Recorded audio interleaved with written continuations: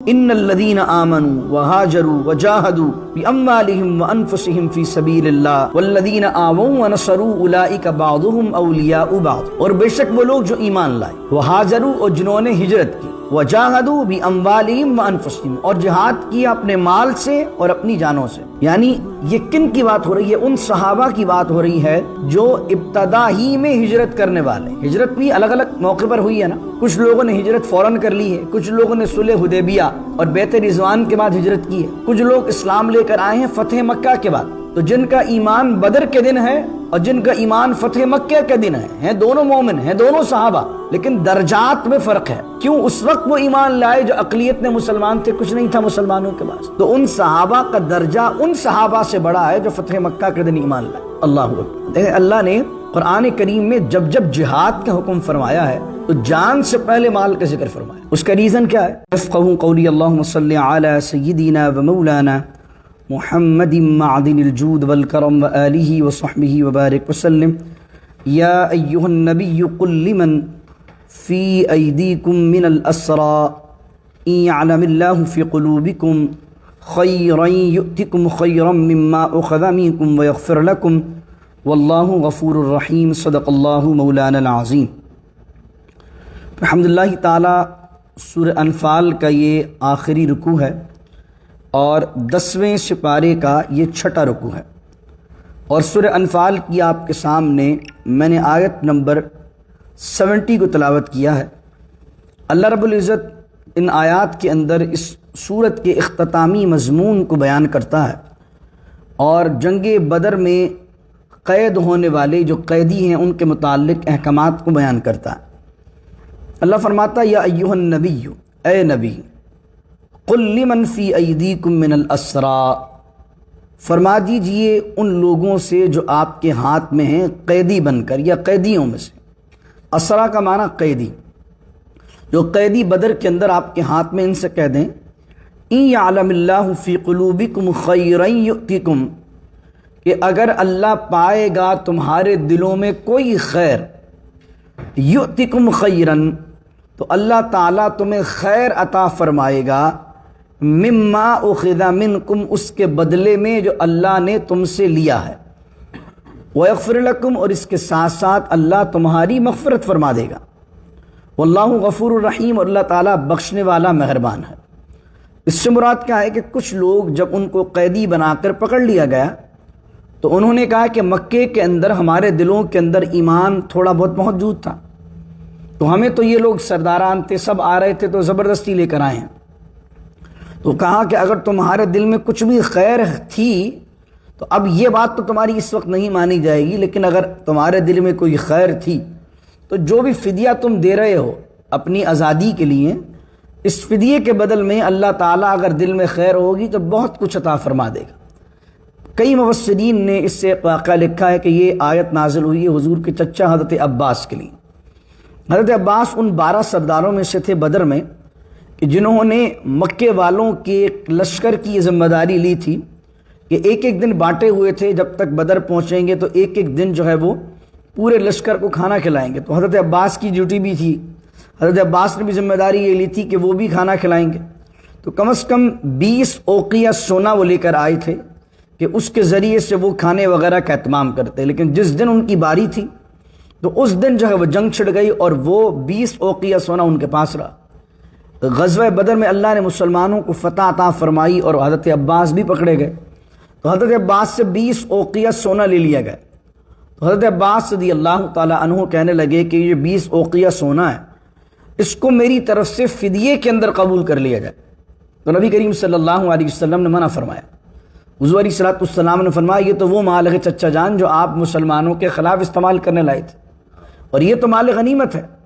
اور حضور علیہ السلام نے انکار فرمایا اور کہا چچا جان آپ پر آپ کا فدیہ بھی لازم ہے۔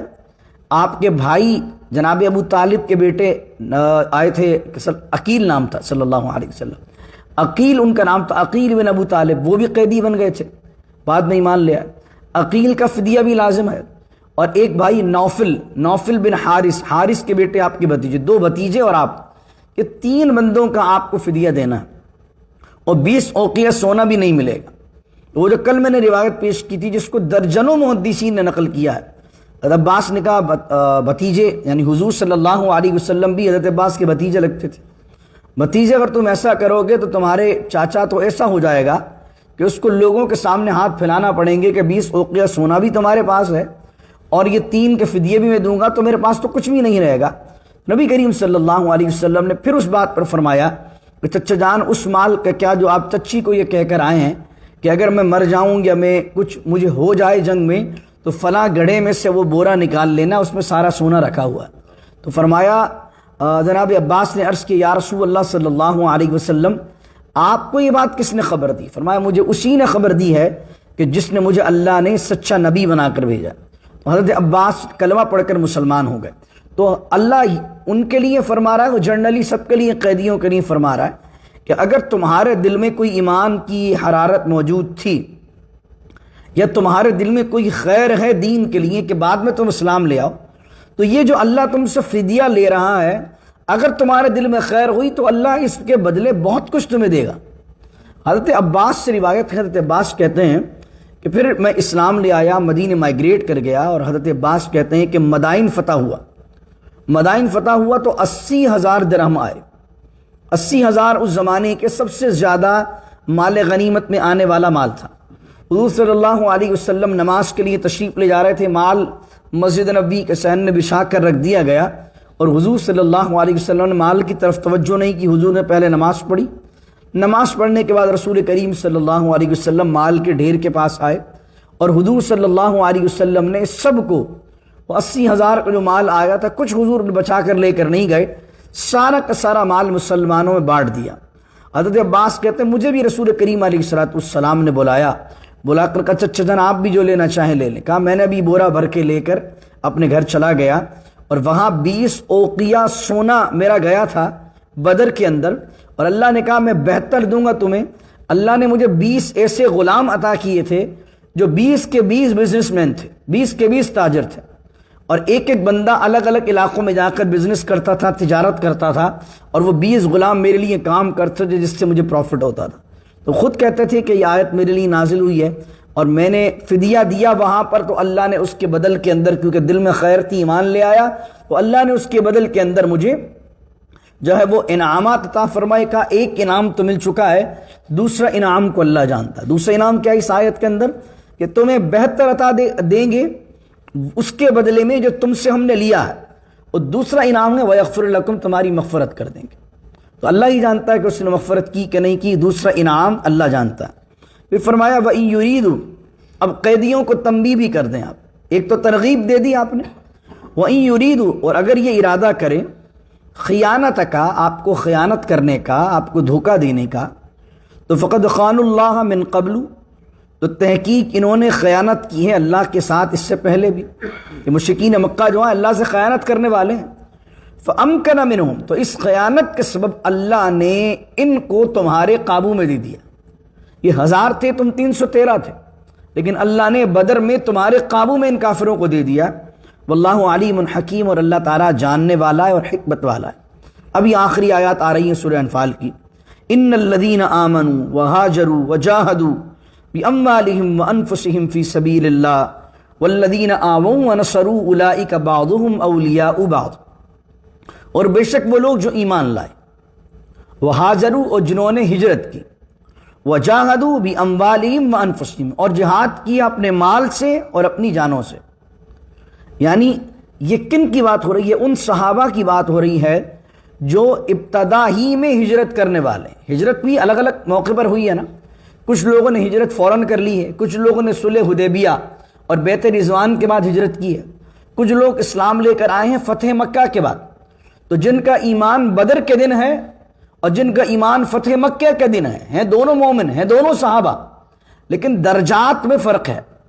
کیوں؟ اس وقت وہ ایمان لائے جو اقلیت میں مسلمان تھے، کچھ نہیں تھا مسلمانوں کے پاس، تو ان صحابہ کا درجہ ان صحابہ سے بڑا ہے جو فتح مکہ کے دن ایمان لائے۔ اللہ اکبر۔ تو ان الذین آمنوا وہاجروا وجاہدوا، اور جو لوگ ایمان لائے، ہجرت کی اور جہاد کیا انہوں نے اپنے مال سے اور اپنی جان سے۔ دیکھیں اللہ نے قرآن کریم میں جب جب جہاد کا حکم فرمایا ہے تو جان سے پہلے مال کا ذکر فرمایا، اس کا ریزن کیا ہے کہ آپ کے پاس اگر کچھ لڑنے کے لیے اسلحہ ہی نہیں ہے تو آپ لڑیں گے کس سے؟ اور اسلحہ کس سے آئے گا؟ پیسوں سے آئے گا۔ تو مال فی نفسی ہی بری چیز نہیں ہوتی، مالدار ہونا، پیسے والا ہونا، ویلدی ہونا کوئی بری شے نہیں ہے۔ یہ جو کچھ لوگوں نے کانسیپٹ بنا دیا کہ مال تو بس ایک بری شے ہے، مال تو ایک لعنت ہوتی ہے، دولت تو ایک لعنت ہے، ٹھیک ہے؟ اس طریقے سے کچھ اگر کوئی دیندار آدمی یا کوئی مفتی صاحب یا علامہ صاحب بزنس کر لے تو کہ مولوی صاحب آپ کا کیا تعلق کام ہم سے؟ آپ تو نمازیں پڑھاؤ، آپ کا کیا کام نوٹوں ووٹوں سے بس 2-4 ہزار میں گزارو زندگی، کیونکہ وہ سمجھتے ہیں مال ایک لعنت ہے اور مولانا لوگوں کا کوئی مال سے کام نہیں ہوتا۔ حالانکہ اللہ نے جب جب جہاد کا حکم دیا ہے تو فرمایا مال سے جہاد کرو۔ مال سے کون جہاد کرے گا؟ جس کے پاس مال ہوگا۔ جو بیچارہ خود ہی لوگوں کے آگے ہاتھ پھیلا رہا ہے وہ کیا جہاد کرے گا مال سے؟ تو اس لیے مسلمانوں کا، دیندار لوگوں کا جو دین سمجھتے ہیں ان کا مالدار ہونا بہت ضروری ہے، کیونکہ اگر ایک مکار اور فراڈی آدمی مالدار ہوگا تو شر پھیلائے گا، اور ایک دیندار آدمی مالدار ہوگا تو خیر پھیلائے گا۔ دیندار لوگوں کے پاس مال ہوگا تو مسجدیں بنیں گی، اور اگر شرابی کبابیوں کے پاس مال ہوگا تو کلب بنیں گے۔ تو مسلمان اپنے آپ کو تجارت میں لگائیں۔ نبی کریم صلی اللہ علیہ وسلم کو فرمان امام غزالی نے لکھا کہ رزق کو اللہ نے 10 حصوں میں تقسیم کیا ہے، ان میں سے 9 حصے تجارت میں اور 1 حصہ دوسری چیزوں میں۔ تو اس لیے جو ہمارے مسلمان بھائی یہاں پر بھی جاب وغیرہ میں لگے ہوئے ہیں، جاب بھی کرتے رہیں، لیکن تھوڑا تھوڑا سیونگ کرتے رہیں اور کچھ نہ کچھ بزنس آہستہ آہستہ شروع کر دیں، آہستہ آہستہ کچھ نہ کچھ کہیں نہ کہیں انویسٹمنٹ کریں، کچھ نہ کچھ کام کریں، تاکہ اللہ تعالیٰ آپ کو ایک بہترین تاجر بنائے، تو آپ اپنے رزق حلال کے مال سے اللہ کے دین کی مال کے ذریعے بھی خدمت کر سکیں۔ آپ اگر جان سے نہیں کر سکتے جاہدو کر کے تو پہلے آپ مال دیں۔ حضرت عثمان غنی کون ہیں؟ جنہوں نے ہر راہ میں، اللہ کی راہ میں اپنے مال سے جہاد کیا۔ حضرت علی کون ہیں؟ جنہوں نے اپنی جان سے جہاد کیا۔ تو اللہ ہمیں عثمان غنی جیسا تاجر بنائے، اللہ عبد الرحمن بن عوف جیسی تجارت عطا فرمائے کہ جنہوں نے ایسی کمال تجارت کی کہ ان کی تجارت نے انہیں اللہ سے قریب کر دیا۔ اللہ ایسی تجارت مجھے اور آپ کو نصیب فرمائے۔ تو اس لیے اپنا ذہن بنائیے بزنس کے حوالے سے، اپنے بچوں کو بھی نوکری کا ذہن نہیں دیجیے، اپنے بچوں کو بھی بزنس کا ذہن دیجیے۔ اس لیے دیکھیں یہودی جو ہے، یہودی کبھی بھی نوکری کا ذہن نہیں بناتا ہے۔ یہودی جب بھی ذہن بناتا ہے تو وہ چاہے ڈاکٹر بھی ہو تو ڈاکٹر کسی کمپنی میں یا کسی ہاسپٹل کے انڈر میں کام کرنے کی نہیں سوچتا ہے، اپنا ہی اس ہاسپٹل بنانے کی کوشش کرتا ہے۔ وہ آپ دیکھیں جب بھی ہوں گے تو وہ کسی بھی چیز کو ایجاد کرنے والوں میں یا کسی چیز کا نظام چلانے والوں میں ہوں گے۔ تو مسلمانوں کے پاس بھی یہ ذہنیت ہونی چاہیے۔ وَجَاهَدُوا بِأَمْوَالِهِمْ وَأَنفُسِهِمْ، اور جنہوں نے جہاد کی اپنے مال سے اور اپنی جان سے، فی سبیل اللہ، اللہ کی راہ میں۔ اب یہ کن کی بات ہو گئی؟ مہاجرین اولین۔ اب انصار کی بات ہو رہی، وَالَّذِينَ آوَوا وَنَصَرُوا، اور وہ لوگ کہ جنہوں نے ان مہاجرین کو پناہ دی، وَنَصَرُوا، اور ان کی مدد کی، اولئک بعضهم اولیاء بعض۔ اللہ کہہ رہا ہے کہ یہ مہاجرین اولین بھی اور یہ انصار بھی ایک دوسرے کے مددگار ہیں، ایک دوسرے کے اولیاء ہیں۔ اس آیت نے وہ جو قبائلی نظام تھا مدینہ المنورہ میں، اس قبائلی نظام کو ختم کر دیا۔ کون اوس، کون خزرج، کون مکے والا، کون مہاجر، کون انصار، سب آپس میں کون ہیں؟ بعضهم اولیاء بعض، آپس میں ایک دوسرے کے اولیاء ہیں، ایک دوسرے کی حمایتی ہیں۔ ایسے معاشرے کے اندر اسلام ایک اسٹیٹ بنا رہا ہے۔ اسلام کا سیاسی نظام دیکھیں آپ کہ اسلام ایک مدینے میں اسٹیٹ قائم کر رہا ہے، تو سب سے پہلے اسٹیٹ کر کیا رہی ہے؟ اسٹیٹ ذات پات کے فرق کو ختم کر رہی ہے۔ ہمارے جو مسلمان ممالک ہیں ان میں یونٹی کیوں نہیں آ پاتی کہ ہم نے صوبے بھی بنائے تو ذات پات بنا دی۔ ہمارے پاکستان کو دیکھ لیں، سندھ سندھیوں کا ہے، پنجاب پنجابیوں کا ہے، خیبر پختونخوا پٹھانوں کا ہے، بلوچستان بلوچیوں کا۔ ہم میں سے کوئی شخص یہ نہیں کہتا کہ بھائی ہم سب کی جو بنیاد ہے وہ اللہ کا دین ہے، ہم مسلمان ہیں۔ تو اللہ کیا کہہ رہا ہے؟ سب سے پہلے جو مدینے میں ریاست بن رہی ہے، وہ ریاست کیا کام کر رہی ہے؟ اسٹیٹ کیا کام کر رہا ہے اللہ کے نزدیک؟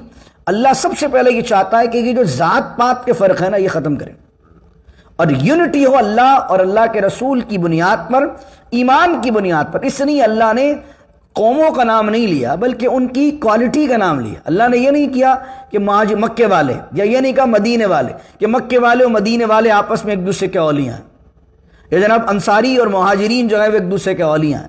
بلکہ اللہ نے جو مہاجرین کی خوبی تھی اس کو بیان کیا، جو انصار کی خوبی تھی اس کو بیان کیا۔ مہاجرین کی خوبی کیا تھی؟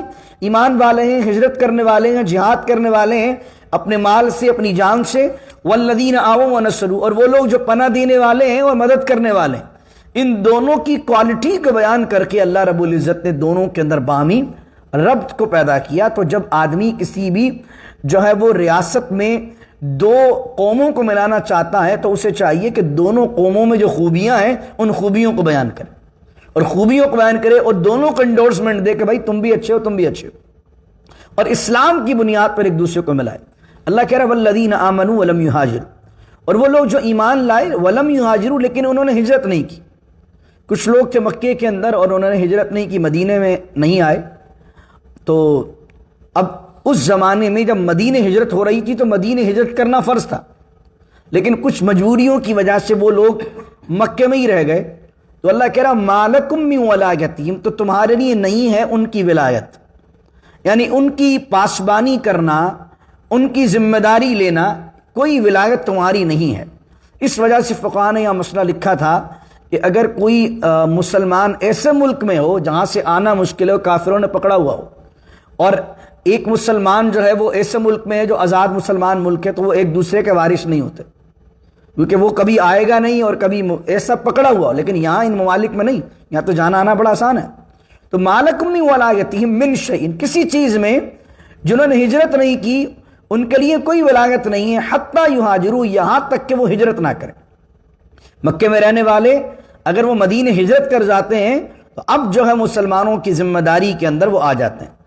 لیکن کچھ بھی ہے، اگر وہ اسٹیٹ میں نہیں آ رہے، مدینہ اسٹیٹ تھا مسلمانوں کا، اگر وہ اسٹیٹ کے انڈر میں نہیں آ رہے تو جو سارے لاز تھے پروٹیکشنز وغیرہ کے وہ تو چلے لاگو نہیں ہو رہے، لیکن پھر بھی ان مکے والے مسلمانوں سے ہے تو دینی رشتہ ہے، تو بھائی مسلمانوں کا۔ تو اللہ کہہ رہا ہے وَإِنِ اسْتَنصَرُوكُمْ فِي الدِّينِ، اور اگر وہ تم سے مدد چاہیں دین کے معاملے میں، اس سے مراد کیا ہے کہ ان پر ظلم و ستم ہو رہا ہے، ان کو پریشان کیا جا رہا ہے۔ وَإِنِ اسْتَنصَرُوكُمْ فِي الدِّينِ، تو اگر وہ تم سے مدد چاہیں دین کے معاملے میں، فَعَلَيْكُمُ النَّصْرُ إِلَّا عَلَىٰ قَوْمٍ بَيْنَكُمْ وَبَيْنَهُمْ مِيثَاقٌ، تو تم پر لازم ہے ان کی مدد کرنا، اگرچہ وہ دور رہ رہے ہیں لیکن ان کی مدد کرو۔ إِلَّا مگر عَلَىٰ قَوْمٍ بَيْنَكُمْ وَبَيْنَهُمْ مِيثَاقٌ، تمہارے اور ان کی قوم کے درمیان کوئی میثاق نہ ہو۔ کتنی خوبصورت اخلاقیت اسلام سکھاتا ہے۔ اسلام یہ کہہ رہا ہے کہ اگر وہ کسی ایسی قوم کے اندر بسے ہوئے وہ مسلمان کہ جہاں مسلمانوں کا معاہدہ ہے، لڑیں گے نہیں، تو اب مسلمان اپنے 4-5 مسلمانوں کے لیے اس قوم اگرچہ کافر ہو اس سے لڑیں گے نہیں جس سے انہوں نے نہ لڑنے کا معاہدہ کیا ہوا، کیونکہ اسلام کے اندر جو کمٹمنٹ ہے نا اس کی بڑی ویلیو ہے، کیونکہ اسلام کے اندر جو مسلمان زبان دیتا ہے اس زبان کی بڑی ویلیو ہے۔ اسی وجہ سے آپ دیکھتے ہیں صلح حدیبیہ جب ہوئی، صلح حدیبیہ کی شرائط جب لکھی گئی ہیں تو ان میں سے ایک شرط یہ تھی کہ اگر کوئی بندہ جو مسلمان ہے مکے کا رہنے والا، وہ اگر بھاگ کر مدینے آ جائے گا تو آپ پر یہ لازم ہوگا، حضور سے کہی جا رہی تھی بات، آپ پر یہ لازم ہوگا کہ اسے واپس مکے بھیجیں۔ لیکن اگر کوئی مدینے کا آدمی مکے آ گیا تو ہم پر یہ لازم نہیں ہوگا کہ ہم اسے واپس مدینے بھیجیں۔ انہی شرائط کی بنیاد پر صحابہ کرام رضی اللہ عنہم اجمعین میں سے کچھ نے کہا تھا یا رسول اللہ کہ ہم کمزور ہیں، کیا اسلام حق نہیں ہے؟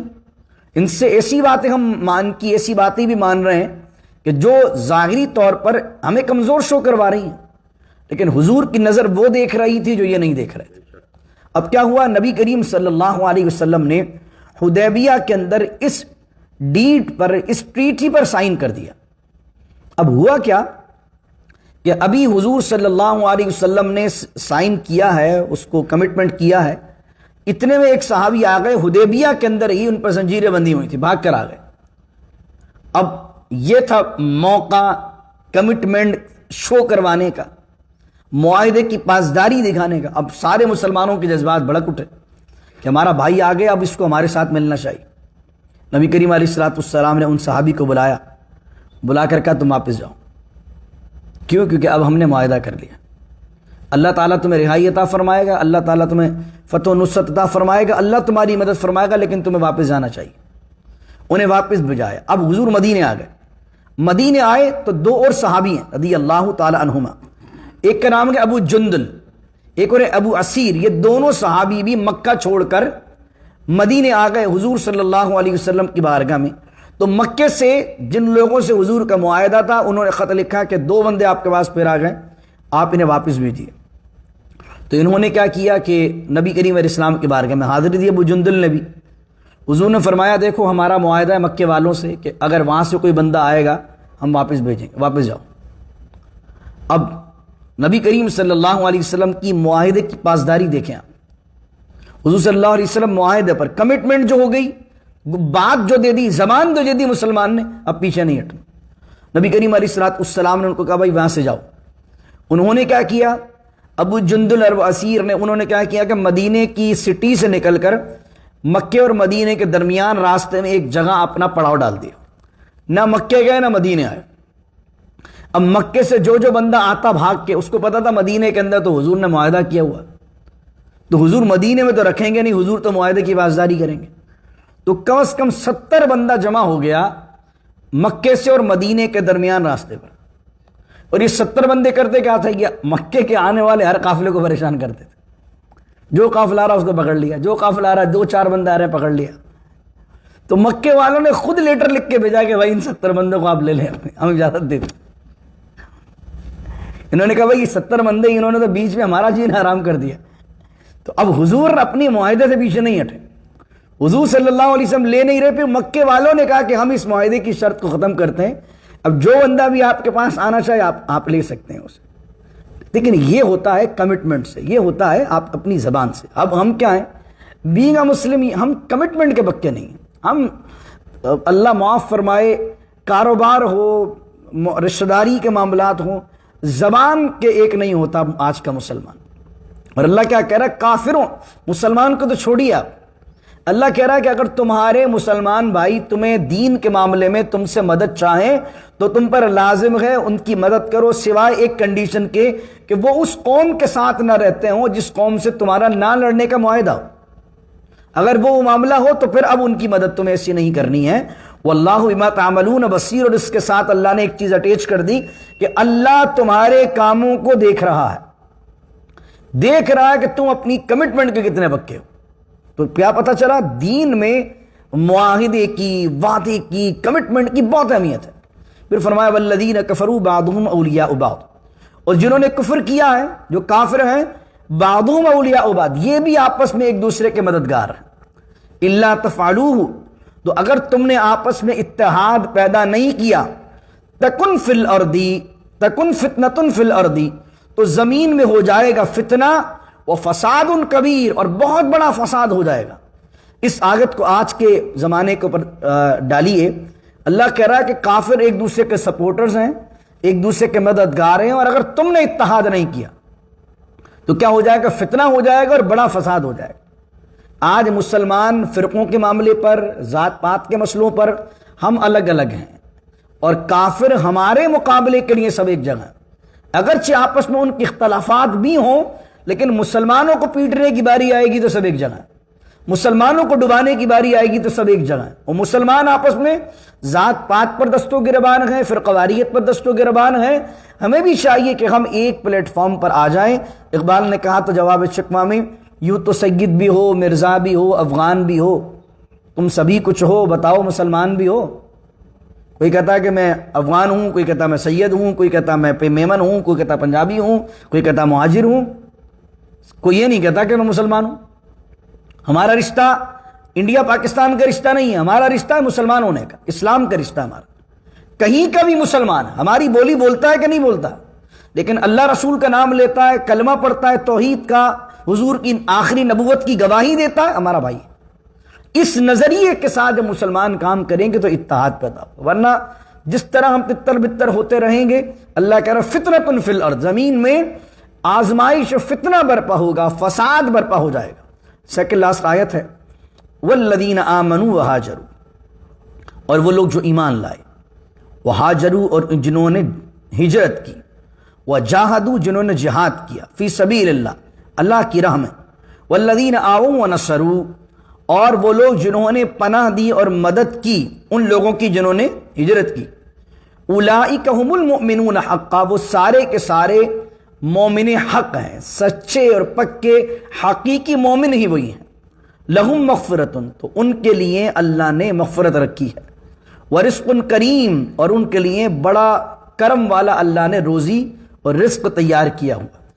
آپ کو لگے گا کہ اوپر والی آیت بھی اور یہ آیت بھی دونوں کا میننگ سیم ہی ہو گئی، اس میں فرق کیا ہے؟ اس میں فرق یہ کہ اس سے پہلے والی آیت میں جو بات کی تھی انصار و مہاجر کی، اس میں اللہ نے یہ بات بیان کی تھی کہ یہ مہاجر اور انصار آپس میں ایک دوسرے کے سپورٹرز ہیں، آپس میں ایک دوسرے کے اولیاء ہیں۔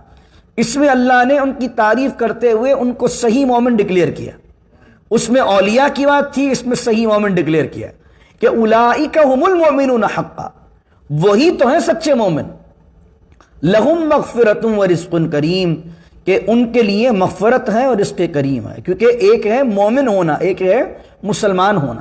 اب آگے پڑھیں گے قرآن کے اندر، قالت الاعراب آمنا وہ دیہاتیوں نے کہا ہم ایمان لائے، تو اے حبیب کہہ دیں قل لم تؤمنوا ولکن قولوا اسلمنا ولما يدخل الایمان فی قلوبکم، اے حبیب فرما دیجئے لم تؤمنوا تم ایمان نہیں لائے ہو، ولکن قولوا اسلمنا لیکن صرف یہ کہو کہ ہم ابھی مسلمان ہوئے ہیں، ولما يدخل الایمان فی قلوبکم ابھی ایمان تو تمہارے دلوں میں داخل بھی نہیں ہوا ہے۔ تو ہم کون ہیں؟ ہم صرف مسلمان ہیں۔ سچا مومن کون ہے؟ جس کو مومن کہا جائے گا۔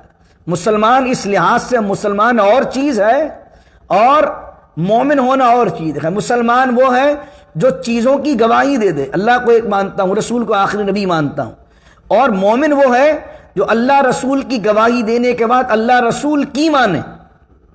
ایک ہے اللہ رسول کو ماننا، ایک ہے اللہ رسول کو مان کر اللہ رسول کی ماننا۔ تو اللہ رسول کو ماننا یہ اسلام ہے، مسلمان ہونا ہے، اور اللہ رسول کی ماننا یہ ایمان ہونا ہے، یہ مومن ہونا ہے۔ تو یہاں فرمایا اللہ نے اولئک ھم المؤمنون حقا وہی تو ہیں سچے مومن۔ ابھی آخری آیت ہے والذین آمنوا من بعد اور جو لوگ ایمان لائے، من بعد وہاجروا وجاہدوا اور اس کے بعد انہوں نے ہجرت کی اور جہاد کیا، معکم تمہارے ساتھ۔ اب اس آیت سے کون مراد ہیں کہ جنہوں نے بعد میں ہجرت کی؟ وہ لوگ ہیں جنہوں نے صلح حدیبیہ کے بعد ہجرت کی، بیعت رضوان کے بعد ہجرت کی۔ تو فرمایا اگر وہ تمہارے ساتھ ہجرت کرتے ہیں اور جہاد کرتے ہیں، معکم فاولئک منکم تو پھر وہ تم میں سے ہی ہیں، تمہارے بھائی ہیں۔ وَأُولُو الْأَرْحَامِ بَعْضُهُمْ أَوْلَىٰ بِبَعْضٍ فِي کتاب اللہ۔ اب یہاں اولیاء بنا دیا، لیکن اللہ نے بالکل آخری آیت سورہ انفال کی اور ختم ہو رہی ہے سورت، اللہ رب العزت نے بالکل آخر میں فرمایا کہ یہ جو اخوت بیان کی ہے، یہ جو انصار اور مہاجرین کو بھائی بنایا ہے، مدینے والے سارے آپس میں بھائی ہیں، یہ آپس میں اولیاء ہیں۔ اس سے مراد وراثت کا اولیاء ہونا نہیں ہے کہ جائیداد میں بھی ان بھائیوں کو آپس میں جو ہے وہ جائیداد کا حصہ ملے گا۔ اللہ کہہ رہا ہے یہ اخوت جو بنا دی ہے، اور اب مکے کے رہنے والے وہ جو رشتہ دار تھے، وہ جو مکے میں رہ گئے تھے، اب وہ بھی مدینے آ گئے ہیں، تو اللہ کہہ رہا ہے وَأُولُو الْأَرْحَامِ، اولو الارحام مانے رحم والے، رحم کس کو کہتے ہیں؟ رشتے کو، رشتہ دار۔ وَأُولُو الْأَرْحَامِ بَعْضُهُمْ أَوْلَىٰ بِبَعْضٍ فِي کتاب اللہ، اور رشتہ دار زیادہ حقدار ہیں جن کا اللہ کی کتاب میں ذکر ہے۔ اولو الارحام کن کو کہتے ہیں؟ ان رشتہ داروں کو کہتے ہیں جن کا قرآن کریم نے وضاحت کے ساتھ حصہ مقرر کر دیا۔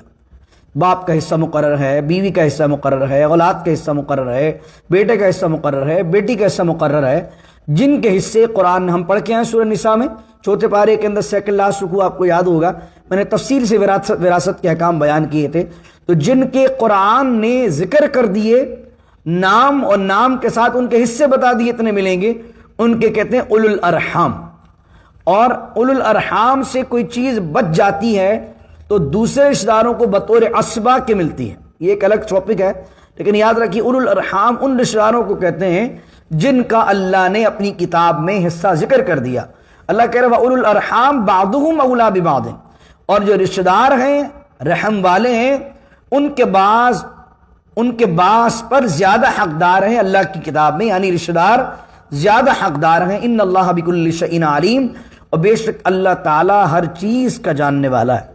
الحمدللہ یہ تھیں 75 آیات سورہ انفال کی۔ اللہ کا فضل ہے، شکر احسان ہے کہ بحمدللہ آج ہماری یہ سورہ انفال بھی مکمل ہوئی، 10ویں سپارے کے 6 رکوع بھی مکمل ہوئے، اور 10ویں سپارے کا پہلا کوارٹر بھی اسی کے ساتھ الحمدللہ ہمارا مکمل ہوا۔ اللہ رب العزت اس سورت کو پڑھنا اپنی بارگاہ میں قبول کر لے، اس میں جو میں نے حق بیان کیا ہے اللہ اس کو بھی قبول کر لے، اور کہیں اگر لفظی طور پر معنوی طور پر مجھ سے غلطی ہوئی ہے تو یقیناً وہ میری خطا ہے، میری کم علمی ہے، میری کم عقلی ہے، میری نادانی ہے۔ میں اللہ کی بارگاہ میں توبہ کرتا ہوں، اللہ تعالیٰ میری اس خطا کو معاف فرمائے، اور رب العزت وہی کہنا، وہی بیان کرنا، وہی سمجھنا اور وہی سمجھانا نصیب فرمائے جو اس قرآن میں اللہ کی مراد ہے یا اللہ کے رسول کی مراد ہے۔ دعا کیجیے اللہ رب العزت سے اللہ اس کے لفظ کی برکت عطا فرمائے۔ اس پوری صورت میں آپ نے دیکھا کہ بدر کے صحابہ کا ذکر ہوا ہے، اللہ ان بدری صحابہ کا صدقہ ہمیں بھی ان جیسا کامل ایمان عطا فرمائے۔ اور یہاں جو مہاجرین و انصار کی بات کہہ کر اللہ نے کہا اولئک هم المؤمنون حقا، کہ وہی پکے سچے مومن ہیں، اس آیت کا صدقہ ہمیں بھی سچا مومن بنا دے۔ اور اللہ نے جن کے لیے بشارت دی ہے کہ لہم مغفرۃ و رزق کریم، کہ وہ سچے مومن ہیں، ان کے لیے مغفرت بھی ہے اور کرم والی روزی بھی ہے۔ اللہ ہمیں بھی مغفرت عطا فرمائے، اللہ ہمیں بھی کرم والی رزق و برکت والی روزی عطا فرمائے۔ بسم اللہ الرحمن الرحیم، الحمدللہ رب العالمین والصلاة والسلام علی اشرف الانبیاء والمرسلین، ربنا اتمم لنا نورنا واغفر لنا انک علی کل شیء قدیر، وصلی اللہ تعالی علی خیر خلقہ ونور عرش محمد وعلی آلہ وصحبہ اجمعین برحمتک یا ارحم الراحمین، لا الہ الا اللہ محمد الرسول اللہ صلی اللہ علیہ وسلم۔ انشاءاللہ کل سے ہم سورہ توبہ کی تلاوت کریں گے انشاءاللہ۔